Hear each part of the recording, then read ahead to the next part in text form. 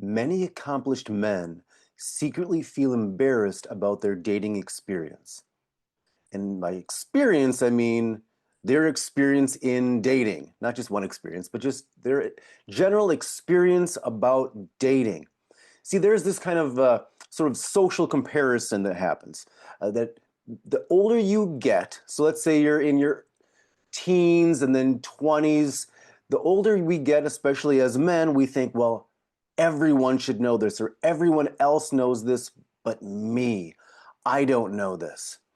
And then the older you get, the more you think even more people know this, or they know it at a deeper level. They become even better. They become masters at it, right? Here's the thing. There's sort of a masculinity pressure, and this is sort of ingrained in us, taught in us in some ways since we're kids. That men, eventually when we're boys, when we can become men, we should be confident, socially skilled, and take the lead. First of all, confident meaning what? What do we mean when we say confident? As kids, we don't know how to ask these things. We just think, oh yeah, confident. And we just assume what that means in our mind. And then socially skilled.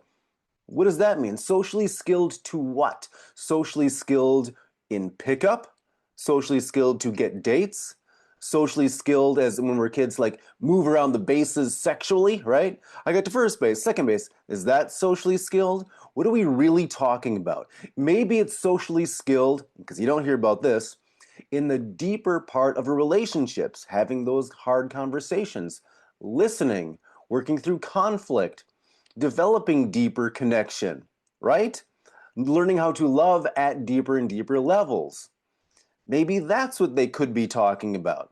And then taking the lead, well, that kind of comes from confidence as well, but also comes from knowing the particular person you're dating.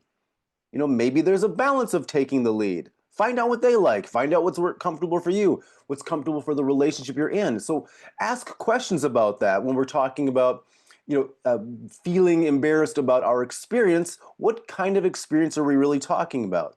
How many women you've slept with? Is that the experience? Oh, how many? Is is that number the thing we're looking for?